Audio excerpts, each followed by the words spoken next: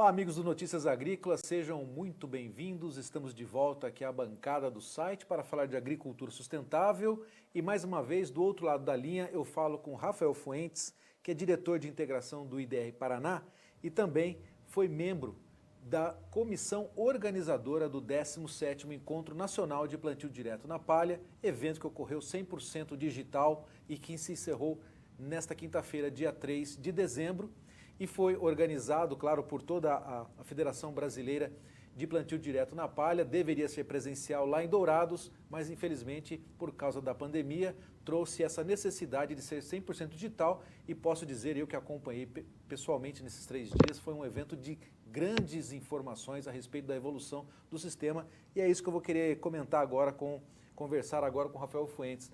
Rafael, qual o balanço que você faz desta edição do evento, do Encontro Nacional de Plantio Direto na Palha, que aconteceu de 1 a 3 de dezembro?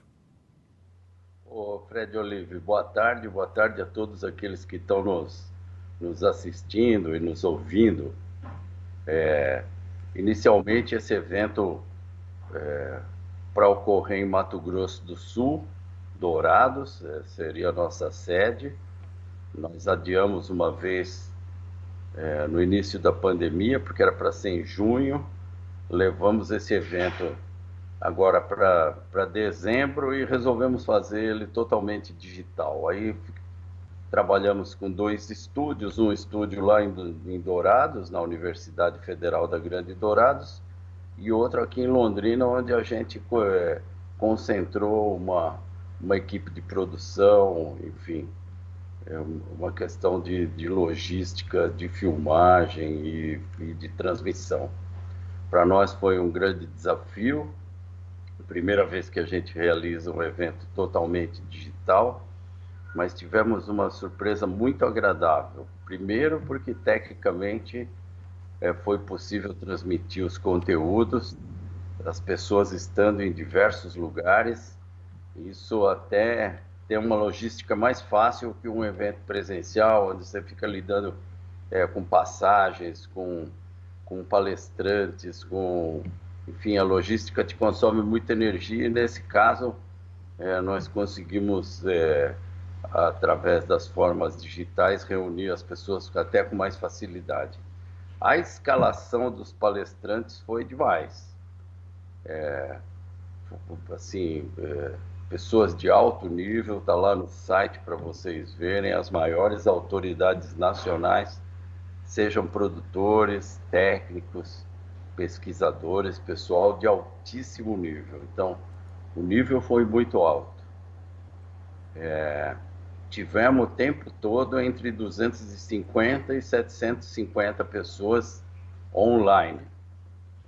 Trabalhamos com aplicativo, trabalhamos com plataforma, e tivemos um dia de campo virtual também, então uma nova forma de fazer, foi bacana também, porque pudemos tomar as imagens nas épocas mais adequadas do ciclo das culturas, enfim, pegar os melhores momentos no campo e retransmitir de uma forma só, e conseguimos fazer todos os debates ao vivo. Muito bem. Então, em termos de número de participantes, foi muito surpreendente, qualidade das palestras, dos temas e a participação do público. Então, nossa felicidade é muito grande. 2 dias e meio de evento e nossa avaliação é totalmente positiva com relação a isso. Muito bem.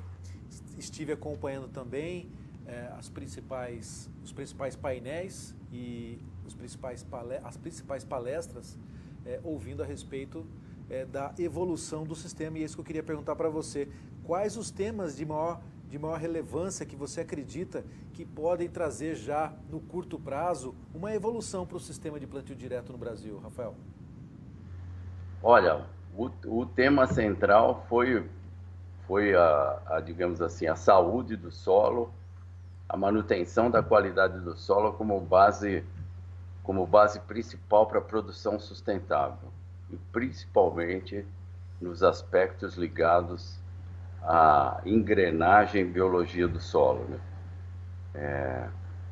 Por muitos anos, nossos sistemas de grãos estiveram vinculados à utilização dos insumos químicos em geral, fertilizantes químicos, herbicidas, defensivos, mas agora nós estamos numa nova tendência, uma tendência de utilizar mecanismos biológicos, sejam eles adubos verdes, plantas de cobertura, sejam eles micro-organismos úteis, mas a questão da sustentabilidade indo em direção ao lugar certo, ao equilíbrio com a natureza, o efeito da biologia do solo. E essa parte, viu, Fred, ela está sendo um consenso entre produtores e técnicos.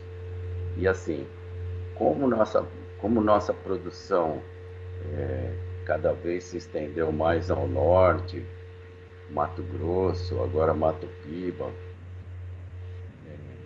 cada vez é mais necessário você ter uma produção de biomassa adequada para ter cobertura do solo boa e atividade biológica no solo também. Então, matéria orgânica para cima da terra e para baixo da terra. E é nisso que muito da discussão se desenvolveu. No primeiro dia nós tivemos os testemunhos dos casos de sucesso de produtores, né? Todos eles apontam para a questão de, além de você explorar as plantas comerciais, você dedicar uma parte da sua área, uma parte do tempo para construir solos saudáveis e explorar plantas de cobertura, plantas que vão te dar biomassa, que vão trazer matéria orgânica para o sistema, e isso é que vai proporcionar a sustentabilidade. Então, muito da discussão, desde o primeiro painel até o último, girou em torno disso.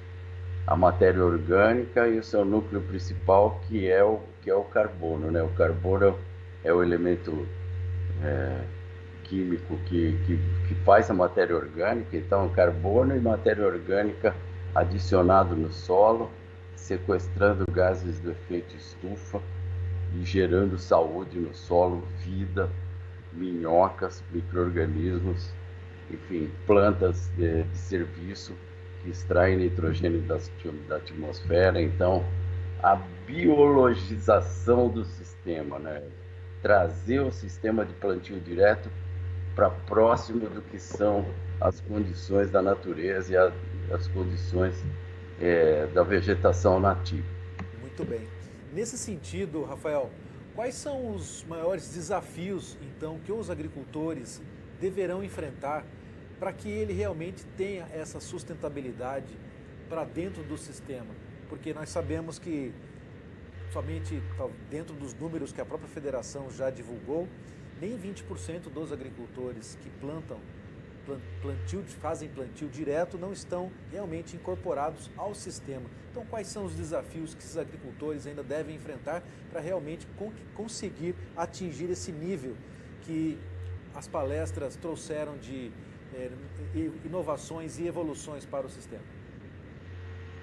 Fred, uma coisa essencial é o seguinte: não adianta fazer agricultura por pacotes e fazer aplicações por calendário. A agricultura é um processo que exige capacitação, profissionalismo por parte dos agricultores, e para fazer agricultura sustentável você tem que ser mais técnico. Você não pode simplesmente ir lá na revenda, comprar sua semente de soja, comprar sua semente de milho, um conjunto de insumos, ficar olhando no relógio e aplicando as coisas. Você tem que construir, né, um sistema que envolva uma rotação, uma diversidade de plantas, que vai te trazer essa saúde do solo, essa biologia. E isso aí não é gastar, por exemplo. Você planta um adubo verde ou um mix de plantas de cobertura e aplica lá no seu solo, isso aí não é despesa, isso é investimento. E isso vai te trazer maiores margens nas atividades principais, seja ela soja, seja ela algodão, seja ela milho. Então, assim, ficar fazendo só soja e milho safrinha, soja e trigo, soja, algodão, como são os sistemas dominantes, fazer só isso, você não vai ter os benefícios integrais da agricultura sustentável. A agricultura sustentável, o sistema plantio direto, ele envolve 3 princípios. Não mobilizar o solo, ou seja, plantar diretamente, só mexer lá na linha de plantio, isso aí praticamente todo mundo faz. Plantar sem mobilizar o solo, esse é o primeiro princípio. O segundo princípio é manter o solo permanentemente coberto, ou com palha ou com plantas vivas, ou seja, cobertura permanente do solo. E o terceiro princípio é diversidade de espécies, ou o que a gente chama de rotação de cultura, mas na verdade é você ter diversos tipos de raízes, diversos tipos de famílias de planta que vão criar um ambiente diverso o suficiente para você não ter nematóide, para você não ter doença, para você ter uma resposta biológica adequada. Então, o que acontece? 75% das pessoas fazem só o primeiro princípio, que é plantar sem revolver o solo. E esse negócio da cobertura permanente e da biodiversidade, conforme você sobe na latitude do país, cada vez é menos seguido isso. Então, o que tem que acontecer? O produtor tem que dedicar uma parte da sua área, uma parte do seu tempo, para apostar em cobertura de solo e biodiversidade de plantas. Não adianta fazer uma sucessão simples. Soja, milho, safrinha, soja, milho, safrinha. Aí você tem todos esses problemas de percevejo, nematóide e tal, porque você está praticamente numa monocultura, né? Então, essa mudança de atitude com relação ao que você vai utilizar entre as tuas plantas comerciais, como é que você vai utilizar as tuas janelas de plantio, é o centro de tudo. Daí, assim, o eixo, o que é? O carbono e a matéria orgânica do solo acumulando mais e mais. A agricultura tropical se faz com altos níveis de matéria orgânica no solo. Se você ficar fazendo simples, mesmo que você faça semeadura direta, você está extraindo carbono.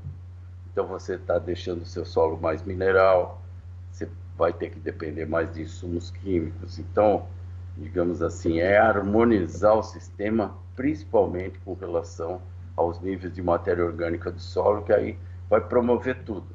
Vai promover micro-organismo, minhoca, atividade biológica natural do solo. E isso aí é a mãe de tudo.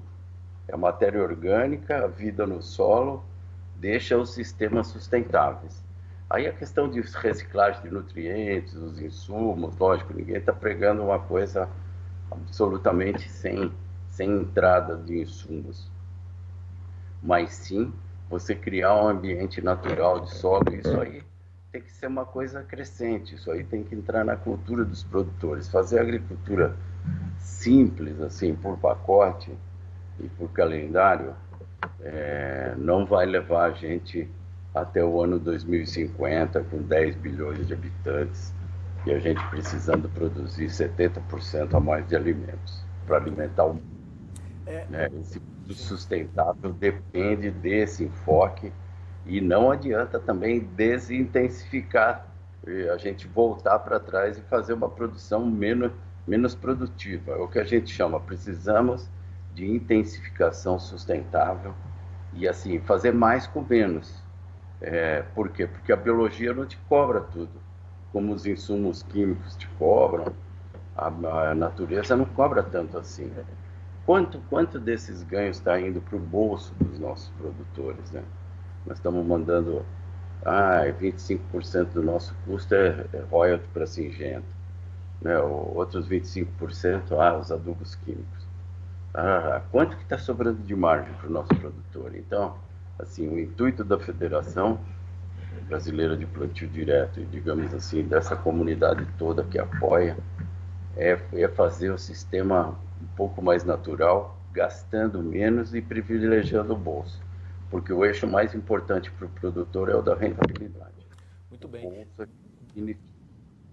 E dentro das palestras, vocês trouxeram também exemplos dos agricultores. Pude acompanhar, inclusive, a palestra do engenheiro agrônomo Maurício de Bortoli, ligado às Sementes Aurora, lá do Rio Grande do Sul, onde ele faz um trabalho bastante intenso de pesquisa nas suas próprias áreas para buscar aí o melhor manejo para se ter maior produtividade. Inclusive, o exemplo dele é de maior palhada, uma cobertura realmente bastante espessa sobre o solo, aí trazendo aí para ele, inclusive, maior produtividade. Nesse sentido, essa prova de que fazendo o sistema realmente intenso, com qualidade, isso vai se reverter em maior produtividade no final? Quer dizer, é dessa maneira que nós vamos poder até, quem sabe, dobrar a nossa produção agrícola, Rafael? Com certeza, Fred. Assim, a Federação Brasileira de Plantio Direto e Irrigação, ela, ela é uma organização de produtores da agricultura sustentável. E nós, técnicos, funcionamos como assessores, né? Mas a federação é essencialmente uma organização de produtores. E os produtores são os artistas principais da agricultura sustentável. A produção acontece em função dos produtores e não dos técnicos, né? Quem faz a produção são os produtores. E já no primeiro dia, o primeiro painel foi um painel, digamos assim, comandado por produtores e por experiências práticas. E depois você mesmo participou do evento e você percebeu que a presença do produtor profissional, produtor avançado, nível superior, credenciado, assim, produtores de alto nível, eles foram se multiplicando durante os dias, né? Essa combinação de prática com ciência. E isso que a gente percebeu nesse evento, está existindo uma convergência muito maior entre produção e ciência do que a gente tinha num passado antigo, né? A gente tem muito mais proximidade da produção com a ciência, e esse que é o fenômeno mais bacana que a gente viu. O produtor bem-sucedido, ele segue a ciência e ele conhece a ciência. Ele é um produtor pesquisador, ele tá, digamos assim, vivendo e avançando. E assim, é essa turma que veio para o evento, e nós estamos vendo um movimento muito positivo. Se são apenas 20% dos produtores que estão fazendo isso agora, existe um ambiente para levar esse número para uns 50%. Só que tem que ser mais técnico, e ser mais técnico dá mais trabalho, precisa gastar mais fosfato, precisa raciocinar mais, né? Precisa fazer uma agricultura inteligente. Então, assim, o mundo está para aqueles agricultores que vão ser cada vez mais profissionais e técnicos no seu comportamento. E o Brasil tem as tecnologias certas para que o agricultor tenha essas ferramentas para ser mais produtivo e o sistema com mais sustentabilidade? Desejavelmente, essas tecnologias que estão sendo propostas são mais autóctones, são mais de independência tecnológica do que de dependência tecnológica. A gente depender de adubos verdes, de micro-organismos, de tecnologias biológicas, que tem um custo muito mais baixo que as tecnologias de produto que estão aí no mercado, apontam nessa direção. O campeão de produtividade da SESM esse ano foi o Laércio Dallavec. Laércio Dallavec, ele é um produtor que ele é assistido pelo IDR Paraná, ele é assistido pela extensão rural pública, mas ele também se aconselha no setor privado com as melhores fontes.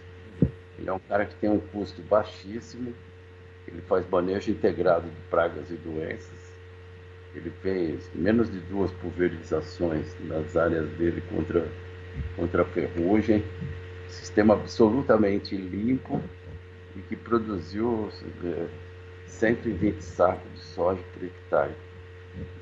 Então, isso tem mostrado que essa tecnologia sustentável já está à nossa disposição.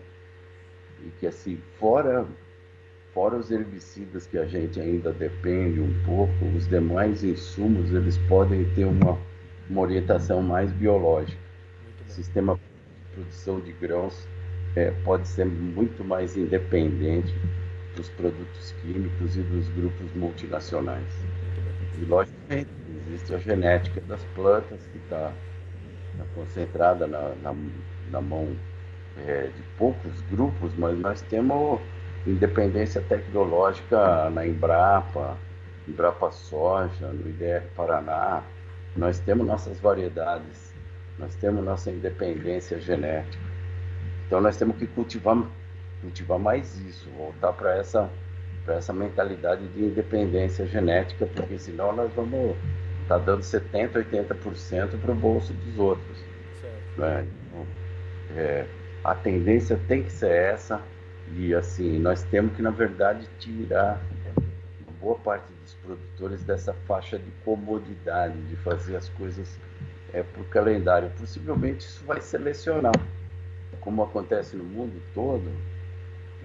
A tendência é a gente ter uma diminuição do número de produtores, mas ter uma seleção para produtores mais profissionais, mais técnicos e mais preparados.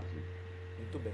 Bom, tenho certeza que os membros da comissão organizadora desse 17º Encontro Nacional já, claro, devem estar pensando na 18ª edição. O que nós podemos esperar, então, do próximo encontro?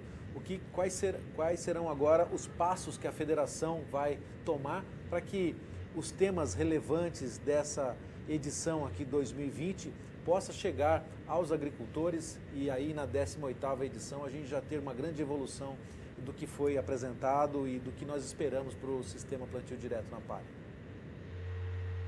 Olha, a próxima edição está prevista para 2022. 2022 vai ser a data onde nós vamos comemorar 50 anos do início do plantio direto no Brasil e na América Latina, quando o Herbert Bartz plantou aqueles 200 hectares aqui em Rolândia, no Paraná, pela primeira vez lá no dia 16 de outubro de 1972, vai fazer 50 anos. Então nós queremos primeiro comemorar esse avanço.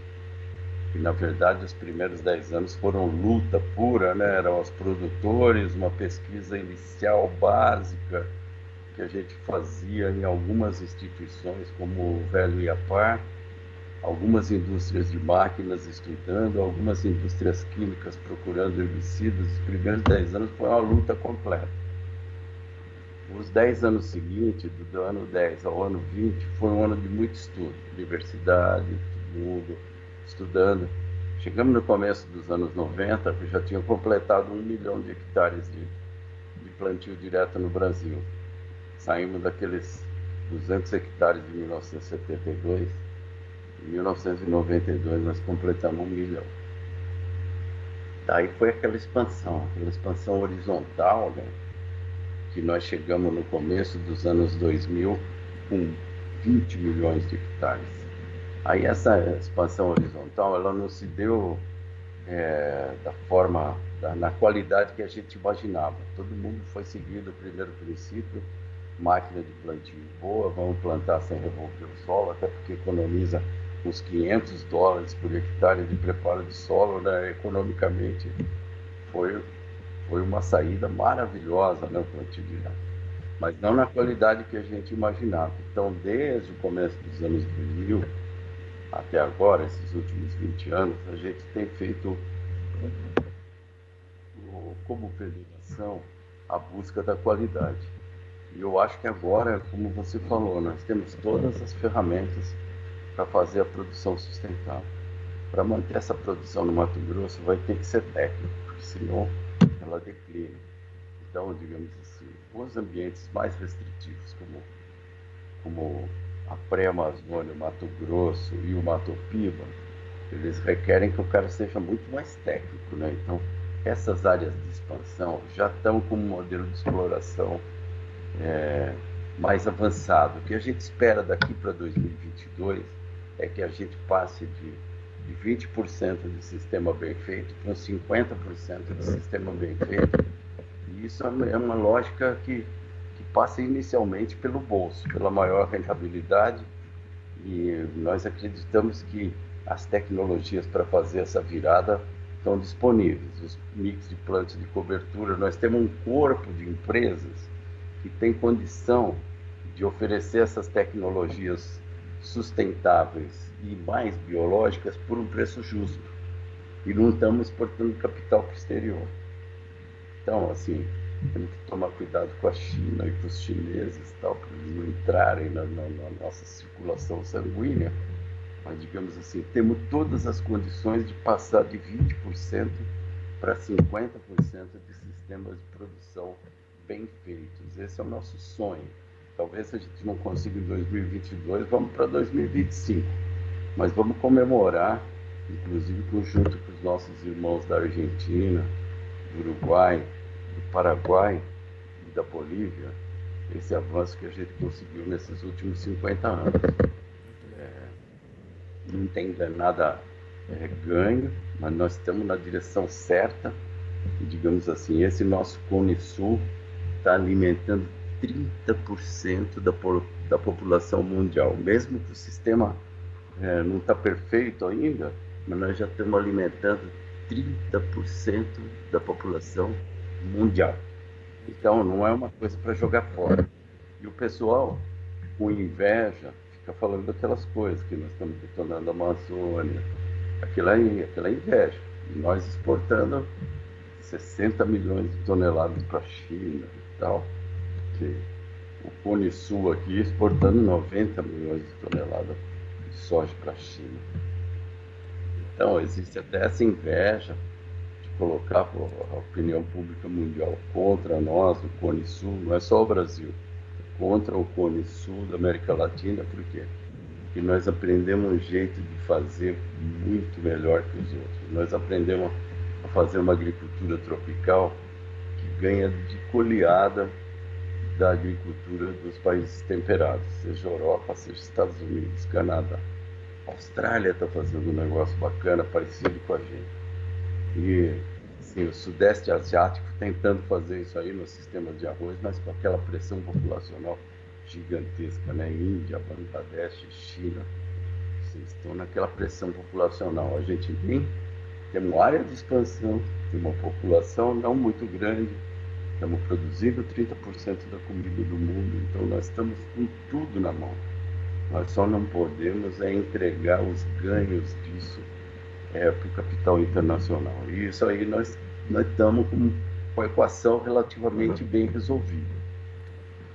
E passa pela profissionalização dos produtores e contando com as nossas cooperativas, né? Nós temos um sistema cooperativista muito bem desenvolvido, então não é só iniciativa privada pura, né? É cooperação entre produtores, principalmente no sul do país. O sistema cooperativista é fortíssimo, ele agrega valor, ele industrializa, então nós estamos com a faca e com o queijo na mão. Ok. Então, Rafael Fuentes, que é diretor de integração do IDR do Paraná e também membro da comissão organizadora do 17º Encontro Nacional de Plantio Direto na Palha, organizado pela Federação Brasileira de Plantio Direto na Palha e Irrigação, trouxe para nós hoje um resumo de como foi esse evento organizado nesta edição de 2020, um evento 100% digital, trazendo para nós os ganhos que as palestras trouxeram em relação às pesquisas para que os agricultores possam absorver essas informações e aplicarem nas suas propriedades rurais e já colocando aqui para nós os desafios para que o sistema realmente tenha, entre a agricultura, produtores rurais mais integrados a esse sistema de qualidade que vai, sem dúvida nenhuma, trazer ganhos de produtividade para todas as lavouras e isso, sem dúvida, é ganho de rentabilidade também para o agricultor. Eu já queria agradecer então, Rafael, a sua presença aqui, gentilmente acertou aí um espaço na sua agenda no final do evento para trazer essas informações em primeira mão aqui para o site Notícias Agrícolas e para o programa Tempo e Dinheiro. Então, mais uma vez, muito obrigado pela sua presença. Eu que agradeço, viu, Fred? Tivemos que arrumar um tempo, fechamos lá o lugar do evento e tal, e quisemos conversar com vocês, os amigos aí do Notícias Agrícolas, do programa Tempo em Dinheiro, Fred Olive, todos vocês que nos assistem, é um grande prazer para nós. Queremos nos colocar à disposição como Federação Brasileira de Plantio Direto e como dirigente do Instituto de Desenvolvimento Rural do Paraná e Aparê Mater, o IDR Paraná. Obrigado, Fred, pela oportunidade e um grande abraço a todos. Obrigado, Rafael Fuentes, mais uma vez. O Notícias Agrícolas, programa Tempo e Dinheiro, com o seu espaço Agricultura Sustentável, está junto às principais entidades para trazer informações relevantes para a melhoria do sistema de plantio direto na palha e também para uma agricultura mais moderna e sustentável. Então, mais uma vez, obrigado, Rafael. E para vocês que estão nos acompanhando, fiquem conosco.